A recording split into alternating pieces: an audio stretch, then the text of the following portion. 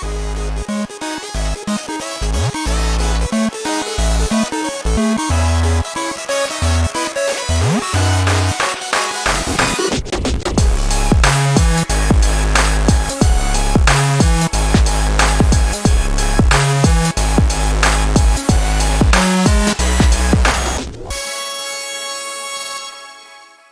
everybody. Welcome to another exciting episode of Jimmy's JamBox. We're here. We're back at it again, and we're going to get on into it. But before we do, as always, please make sure to like, subscribe, push all the buttons, do all the things.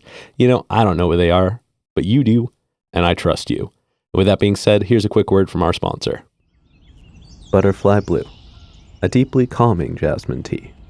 A gentle white tea combining tropical fruits and butterfly blue pea flower.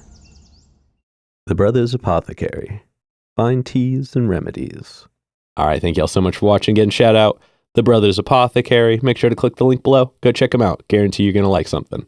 With that being said, let's go ahead and get on into it. Here is today's guest. What's up? It's Spencer Boston. Hello. Thank you so much for joining us. Yeah, happy to be here. Yeah, why don't you tell us a little bit about, where you're from, what you do, give us that Tinder profile of your involvement with music. No, for sure. All right, let me break it down. So, Spencer Boston, I'm a rapper. I'm based out of Portland, Oregon. And then I got a crew, a little group of homies I got rolling with me, AMG. Yeah, so it's SB from AMG. Shout out the team. I know FH Ronan was recently up here. Shout out to him. And yeah, man, started in Portland and then just kind of been spreading around, you know what I mean? Yeah. Been doing shows all over. Okay. But yeah. And are you from here initially? Yeah. Okay. So you're pretty much born and raised. Oh yeah, definitely. Oh yeah. And when did you first get started with music?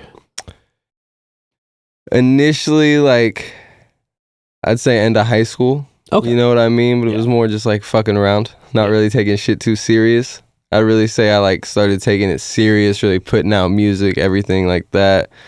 Probably 2021. Okay. Somewhere in there, a couple years ago. Oh yeah. And when you were growing up, was your household very musical, or are you kind of first generation musician? Musical household, just there was music always playing. I don't think neither of my parents were musicians themselves by trade or anything like that. They weren't playing instruments a bunch growing up, but there was always music playing in the household, always music on the radio, little things like that. Oh yeah. And who were some of the early sounds you remember hearing? Man, my pops was into a lot of rock bands and stuff. So obviously my last name's Boston. Mm-hmm. So he loved jamming Boston, little things like that. You know what I mean? Journey, who else? The Who, that was big. I'm sorry, The Who? The Who, yeah, you already know what's up. That was big on my pop side. My mom listened to everything. But yeah, no, a lot of stuff like that. Classics. Oh, yeah. Yeah. And then for this next question, this is one we ask early, it's one we ask often, and it's definitely a crowd favorite. What was one of the first albums you ever bought with your own money? The first album I ever bought with my own money was Before I Self-Destruct by 50 Cent. Hell yeah. Yeah. Hell yeah. Yeah, where he's got little head falling apart with the lava and everything, you know what I mean? Looks all dark on it, yeah. Oh yeah, definitely a quality first album. Oh yeah, no, that was the one. Yeah. That was the one for sure. And then what was one of the first live shows you ever went to? That was one you wanted to go to. That I wanted to go to. Mm-hmm. At the time, it was really big for me, but Kid Ink. Okay. Yeah, it was before he had all the singles with Chris Brown. He was on a mixtape run. This is when the mixtape era was still big. Mm-hmm. So I was on Dat Piff every day, downloading mixtapes. Yep. He had a bunch of mixtapes I was slapping. So that was the first artist where it's I saved my money, bought the ticket. Oh yeah, no, that was fun. That was a good time. Did he perform with anybody else that you can remember? Not that I can remember, you know what I mean? Yeah. I'm sure there was some local openers or something like that, but nobody that stood out. But I just remember him being on stage and watching that and just in my head I was that looks fun. Yeah. I want to do that. Yeah. You know what I mean? Yeah, that was big. A lot of motivation. Hell yeah. And then to wrap up kind of the getting to know you portion here, or at least the foundationary part, I guess this is all getting to know you. No. Looking at 2021 being kind of the moment you marked as the serious point, what was the deciding factor? What was kind of the tipping point that made you want to decide to take it seriously? I had people close to me that were taking it seriously, and I just saw what they were getting out of it. Mhm. You know what I mean? Yeah. I guess like just seeing other people invest their time and energy into it and what they could get from that investment, that like intrigued me. You know what I mean? There's so many things in life where it's like not a sure shot. Yeah. Not that music by any stretch is like a sure shot, but it's one of those things like if you spend the time, you get studio time, you do X, Y, and Z, like you'll end up with a song. Yeah. You know what I mean? And I like that part of the creative process. And it just overall, I mean, like it seemed fun. Oh, you know what I mean? So it's like I had to give it a try. You know, honestly, I think those are kind of really the best prerequisites for it. You know what I mean? Like there's a million things you can do with music once you get to the point. But if the tipping point isn't, this just seems like a good thing to be doing, what you know, you're already starting off with a loaded deck. So sure. I support that. I think that's a really solid approach. But now let's go ahead and get to know you in the here and now. All right. And I'm sure this is going to be the easiest answer in the world. Yeah. How did you pick your name? Man, I didn't. My parents did. You feel me? Like, yeah. But I guess what made you decide to go with your own name then versus like you know, like an artist name? At the time, like I felt like coming up with an artist name was almost like me coming up with like a character, and it just felt so not authentic to myself. And especially like I said, when I was messing around and stuff, like it's just like when I got to that point, like I'm gonna take it serious. I'm like, I should use like my real name because then it's authentic. Yeah. And then it's like, this is me. I'm not hiding who I am. Like if you know me, you're gonna like know that name when you see it. You know what I mean? Little things like that. So yeah, just authenticity with it. I can appreciate that. And then let's go ahead and let's take a look at your writing process. And we're going to kind of break it up into parts, but we're going to start right at the beginning. So you get inspired. We'll cross that step off the list. Okay, cool. When you get inspired to make music, what are some of the first things you do?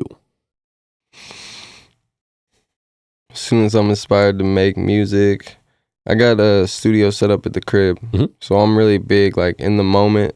Even if I'm not at home or something and I can't record right away, I start jotting down notes in my phone, whether it's just like the name of the beat that I like or a couple bars that I think would be good. But I'm one of those, like really, as soon as I feel inspiration, I go in. So if I'm at the crib or something like that, or if I'm at the studio already, that's ideal because I can really just go record. But if not, I'm at least on my phone, you know what I mean, taking notes. Or I have like an iPad with me sometimes and I'll like play the beat on my phone and rap the words and like record it in GarageBand, you know, with the iPad and get like a super simple mix with it. I'm using like the little headphones to record and all that. But no, whatever I can do to just like create something and get it out. When I get inspiration, I really try to make the most out of it and get some body of work, even if it's something super rough, but just something I can hold on to and reference for later at least. If you're bringing the iPad with you, have you ever considered getting like one of the little Apogee mics or like I think IK Media makes one as well, but there are mics you can actually get that you just plug straight into the iPad. Really? Yeah. See, I didn't even know about that. I'm still using like the headphones with the little mic built in. No. And I mean, it's not to say you need like professional quality. But, like they make some that are like that never hurt. Just have their own little stand. Like I said, I think Apogee makes one. It's supposed to be really good. Okay. Yeah. Okay. I'm saying the name in here so that when you check out your I'm about to say I'm about to look into it. Okay, good looking. I appreciate that. Oh yeah. And then once you get a track finished, so you've got all the words out, ready to kind of, go over it and fine tune it. How long does it take you to get to the point where it's like properly ready to perform?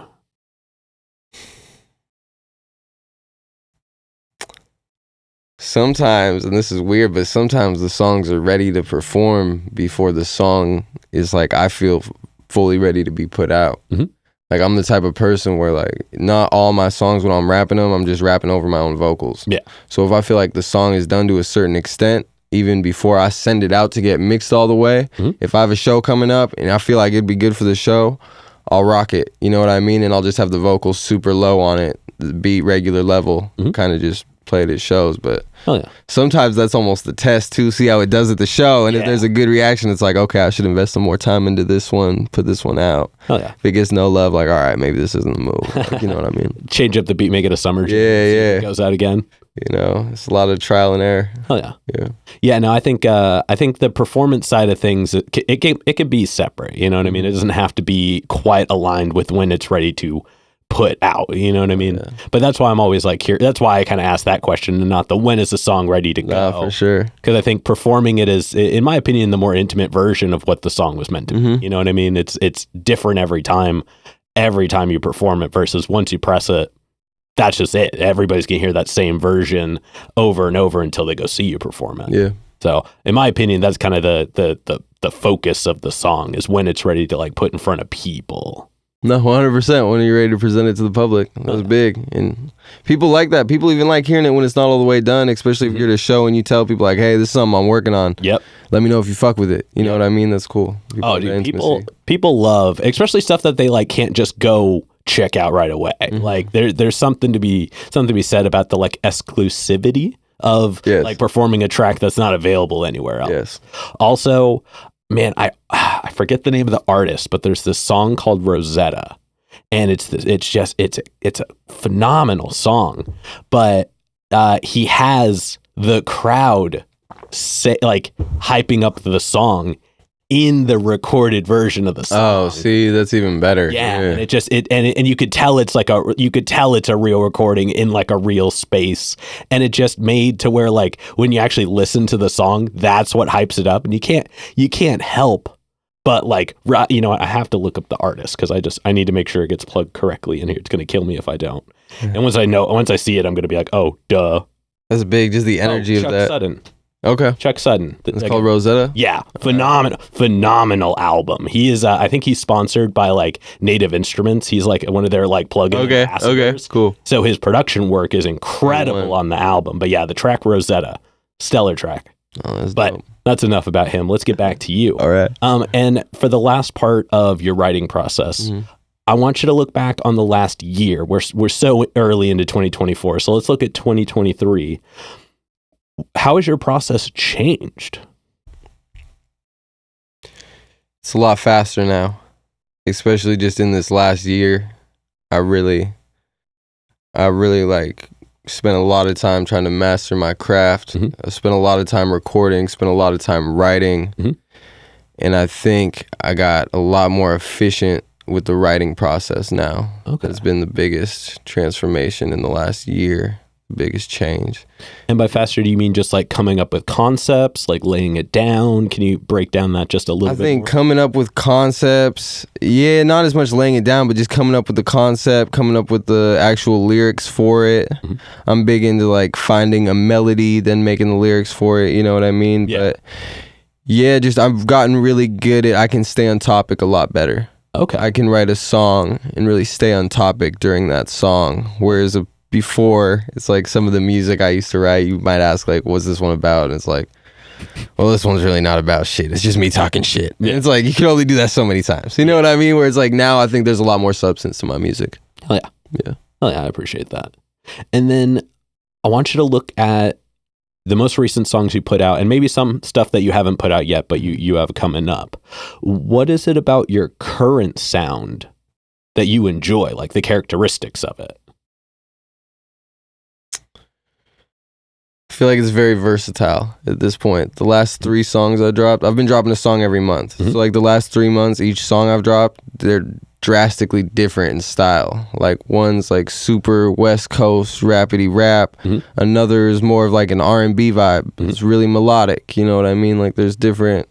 So I'm getting to the point. I've been working with a lot of artists. I've been collaborating with a lot of producers, different people. And I feel like that's really helped me expand my sound. So I'm getting a lot. It's just more versatile. Oh, yeah. More versatile, yeah. Oh, yeah. I noticed you've been putting a lot of emphasis on melodic elements. Like that seems to be a recurring thing.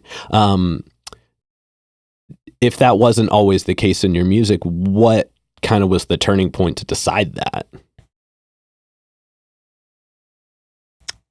Really just people telling me to like dig more into that. Okay. I think I had a lot of music that was more melodic that I didn't put out because I was pretty like self-conscious about it and just kind of iffy on it. And people are like, nah, you gotta do more shit like this. This is the hot shit. You gotta do more shit like this. Like, and just listen to the people around me. You know what I mean? Everybody's opinion. Yeah. And then when people are pushing you to do something, it's like, all right, this is a good direction. Maybe I should dive in this way a little bit. But yeah. Oh yeah. Yeah, the main reason I ask is because you said that 50 Cent was your first album, and I mean that man is just the melodies in his tracks, like the musicality of his stuff. It kind of swept under the radar with all the radio play, but it's always been there. Especially like the hooks. His hooks are legendary for that. You know what I mean? Yeah, and then the fact that you just grew up with, especially like a lot of rock and stuff in the house, like melodies are so prominent in that.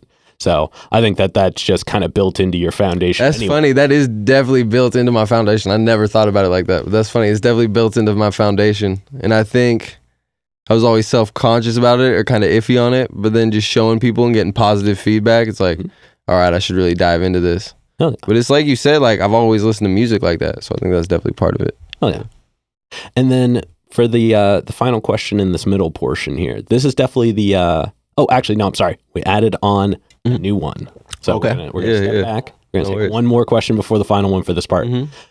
What is your goal with music? What do you want to do with it from here?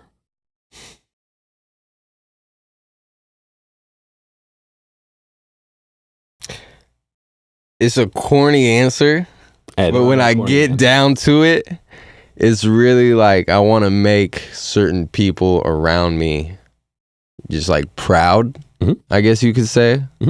Like I want them to look at it and be like, all right, he did it. Like he did something. Like he's been going after this and he made it happen. So like,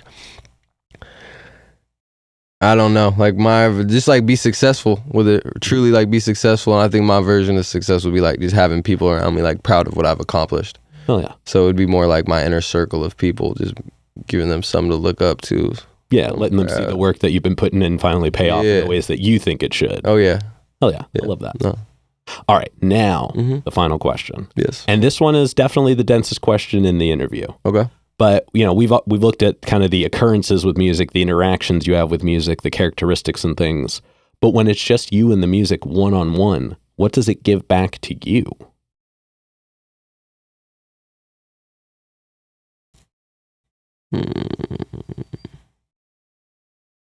That's a great question. That's a very deep question. When it's just music and me one-on-one, what does it give back to me? I think it's a form of confidence. You know what I mean? But it's just like a tool to unlock. I just guess like kind of more for me. It's like a tool for inspiration. Like if I want to feel excited about something, more pumped up, I have songs I could do for that. If I'm serious and I want to feel motivated about something, you know what I mean, I have songs for that. If I'm just trying to chill out, relax, I got music for that. So yeah, it inspires a lot of emotion for me. I guess it's kind of like a vehicle to get to a certain feeling or go deeper in a certain way for myself. Interesting. Yeah. So do you like, I assume this is majority of the time just kind of in the putting it down part, but so you will make music to feel something after? Oh, like what does my music do for me one-on-one? Like just my music? Yeah. Oh, okay. Yeah. My bad. I thought you were talking about music in general. Oh, no. No, my bad. That's terrible. So my music, it makes me feel accomplished. I don't feel like I'm good at a bunch of shit, but making music is something I know I'm good at.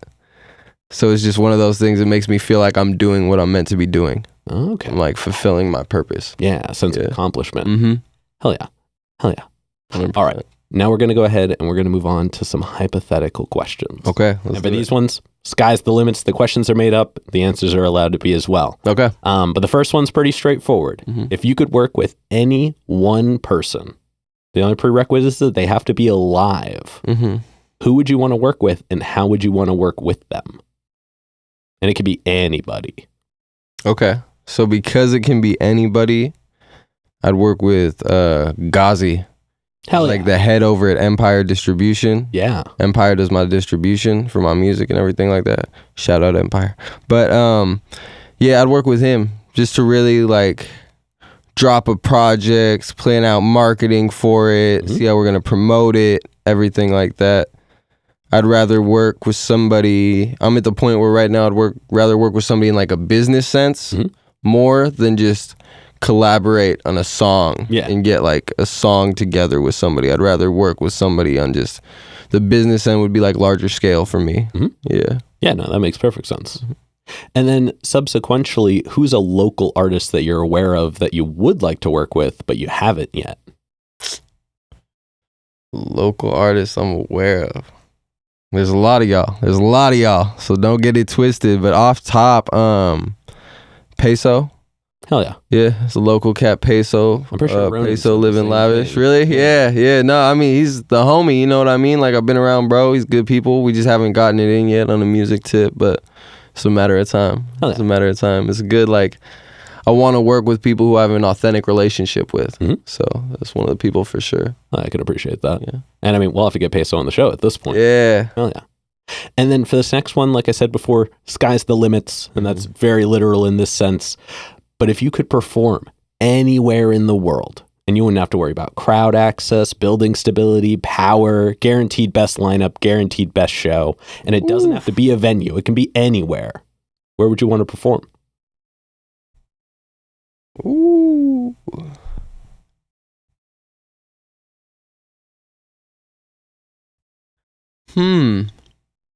That's a really great question. Where would I want to perform if it could be anywhere? In Ireland, there's still remains of it. It's not like fully put together or anything, but there's a castle in the town called Boston. It's in Ireland though, but like the Boston Castle. So that would be pretty legit for me to like Spencer Boston at the Boston Castle. You feel me? Like dude, that would be that show title, right? Yeah. That's how I'm doing it. Yeah. Hell yeah, that'd be player. That's a great answer, I appreciate that it's unique and specific to you. You know, like that's a really cool answer. Yeah. That's how I'd rock it. Hell yeah. And then to wrap up the hypothetical questions, if you could get one more album from anybody, and they could have just put out an album yesterday, they could have not put out one in 100 years, they could have, they could be alive today, they could have not been alive for 100 years. But if you can get one more album, who would you want one from, and when would you have wanted it to come out? Man, I need another Biggie album. Hell yeah. I don't care when it comes out. Ideally, I guess something more, you know what I mean? Just me being selfish, like something more current. Yeah. For my in the moment answer, but another Biggie album would be dope. That was a career that was cut way too short. And that's just, I would love to have another body of work. That'd be, man, that'd be official. I would almost want it to come out right in 2024. I would really want to know see the difference, the growth. Yeah, I would really want to know where he's gotten to from that point to this point. I want to see how the flows evolved, like everything. Well, that, and like, you think about if he was still alive, Pac was still alive, like they would have grown a lot.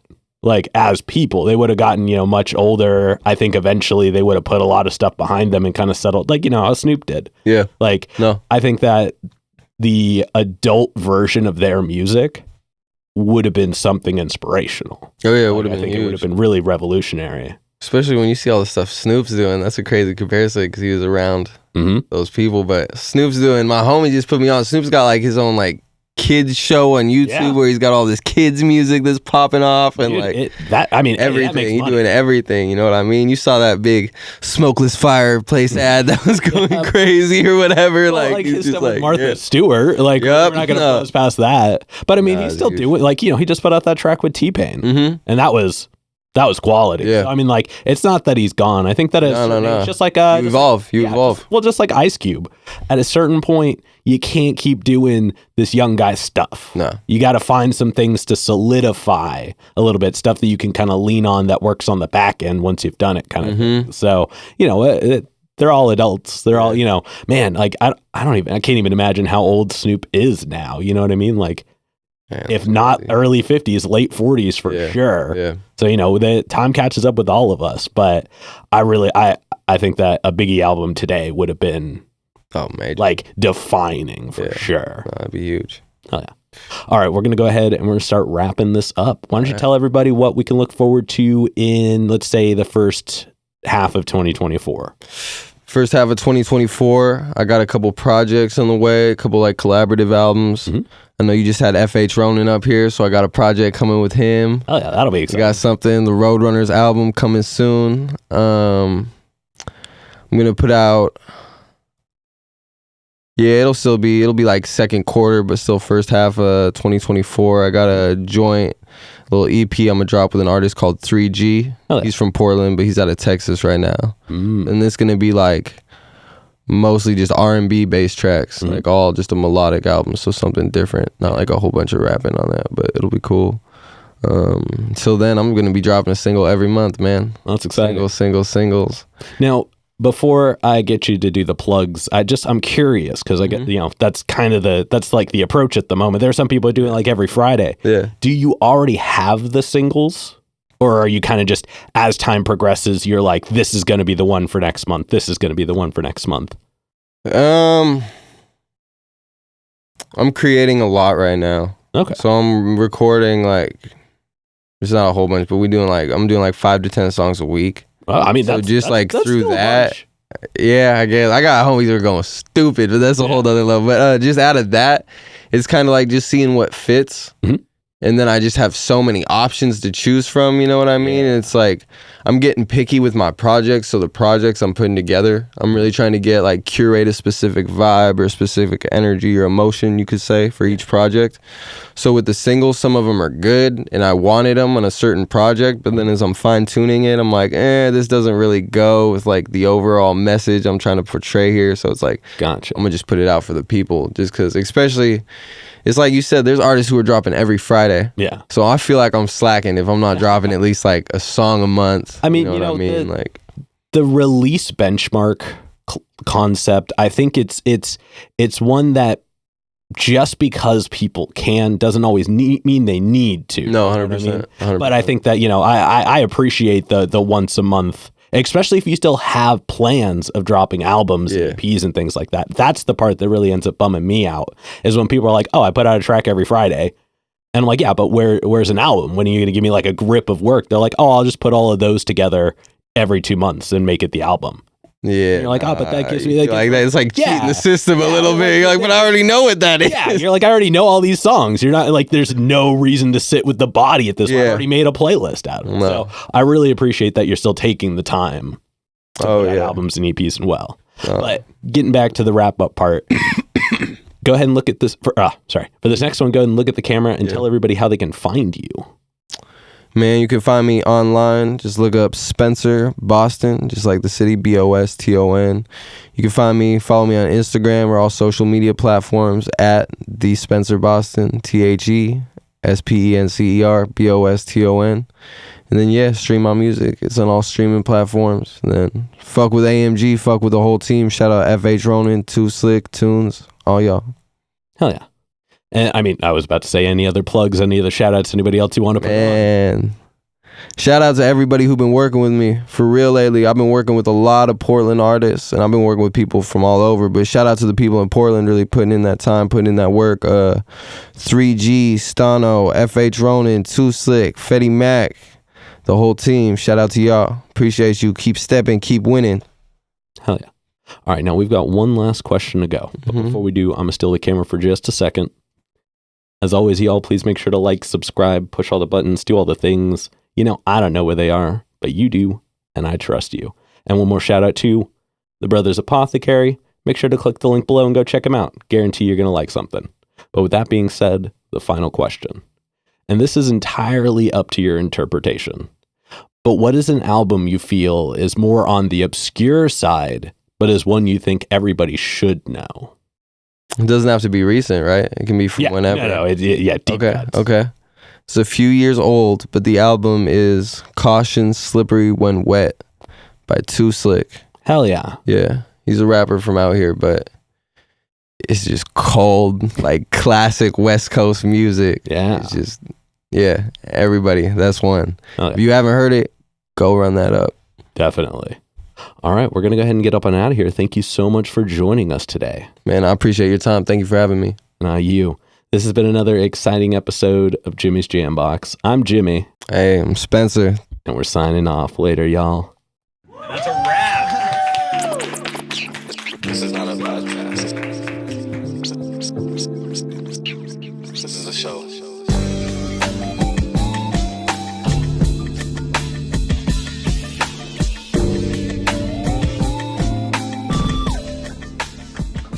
Keep jamming.